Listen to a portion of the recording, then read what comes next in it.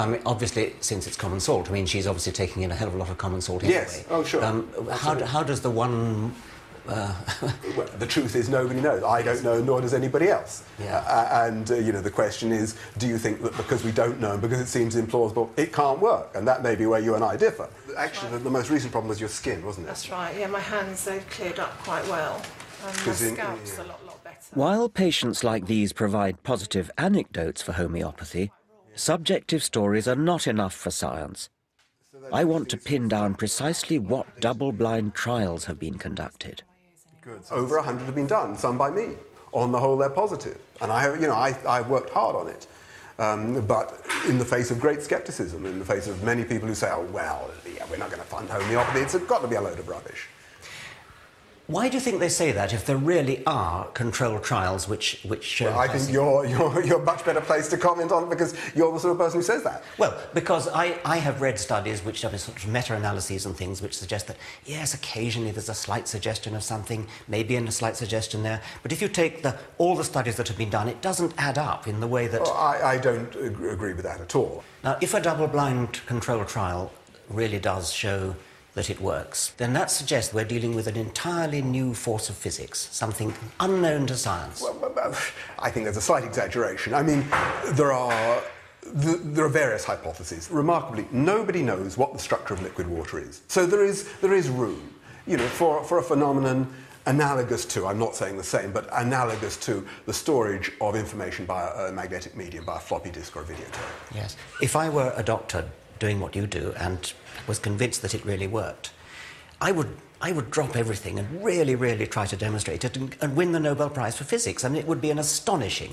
totally astonishing finding. That's, to be honest, one of the main reasons I got into it. Plain ambition got me into it in the first place. But I agree, it would be nice to see, you know, a really serious programme of research done on it. Well, you're saying it has been done, and... Well, no, I'm saying that quite a lot of research has been done. I don't claim it's conclusive. Well, why not? I mean, it sounds as though... Well, because it's very diffuse. And, of course, it does depend what question you're asking. You know, are you saying, does it benefit people? Do people feel better? And I think, actually, there's no doubt about that people who go to homeopathic hospitals, who have homeopathic treatment, do feel better. But, of course, you will say that's all because you're nice to them. This is all rather contradictory, so let's be clear about the latest evidence. In 2005, the medical journal The Lancet surveyed all the meta-analyses, the analyses of the analyses, and failed to find any reliable effect of homeopathy. Tellingly, for me, in the bigger trials, less prone to chance anomalies, homeopathy was more likely to show zero demonstrable effect.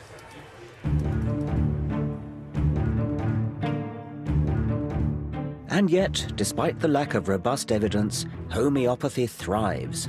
Many clinicians look on in horror at the unlevel playing field of trials and evidence for medical licensing. In 2004, American trials seemed to show that the drug Herceptin could halve the death rate for a particularly virulent form of breast cancer. This was a major breakthrough.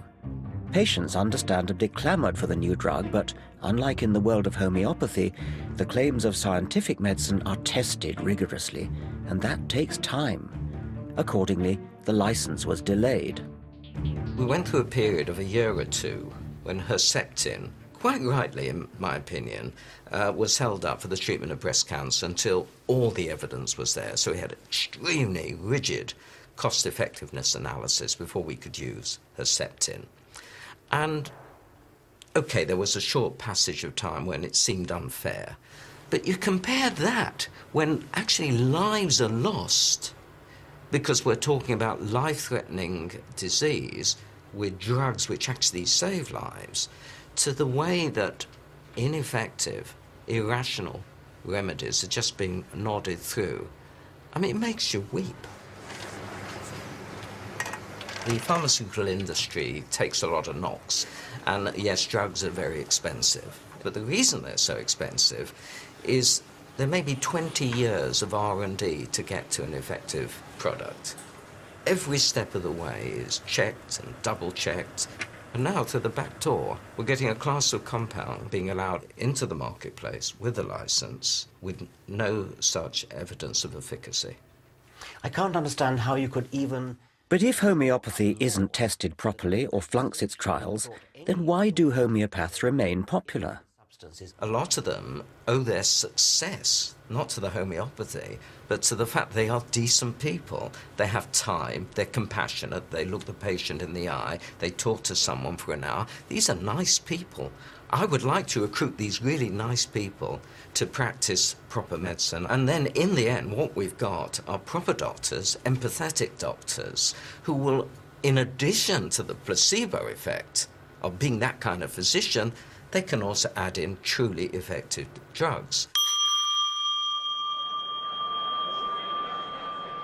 Clinical trials show that homeopathy simply cannot match up with safe chemical drugs. Yet in the realm of petty ailments like sore eyes or itchy scalp, homeopathy is probably innocent enough. Because it's really all about attentive doctors spending time listening to the patient. That one is still, the right one is still a tiny bit puffy, isn't it? Or is it? Well, it's always like that. Then giving them something that makes them feel better, precisely because it's supposed to make them feel better. I think it's all down to the placebo effect. I want to find out if that's the key to alternative medicine's grip on public confidence. I would disagree with you that I think something is being done. And why are we so good at placebo and the orthodox medicine is not? Well, they're pretty good at it too.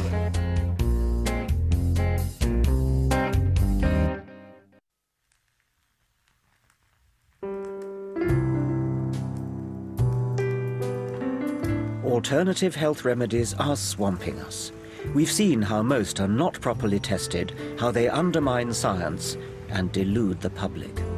Hi. Hello. How are you? Very well, thank you. Good. You want a health kinesiology session? I'd like to, yes, Do please. you know what it is? I'm hoping to learn. Okay, have a lie down. But the irony may be that in this very delusion lies their success. What we do in kinesiology is we clear energy blockages in the meridian system. There are 14 meridians or energy pathways that run up and down the body. Can they be seen with a microscope? Can you sort of look at them and... I don't think so. No? I don't think so. No, okay. I'm like the library, all right? I've got all these energy patterns okay. stored in me, and you're Yeah. just picking the one Okay. that you want. And we have baker's yeast here, all right? So I'm just going to touch a point right by your ear. This is the test for allergy. There's just no tension. It just releases completely. Okay, do you want this fixed? Yes, please. Okay. I have to admit I'm rather enjoying this kinesiology. I feel very relaxed. But what is helping me here? The tapping of my feet? The feel of a kind woman's hands? Or some sort of expectation that what it's doing is therapeutic? What I'm talking about is the placebo effect, treatment through the power of suggestion. And I'm going to hold points on your head, okay? Right here and here.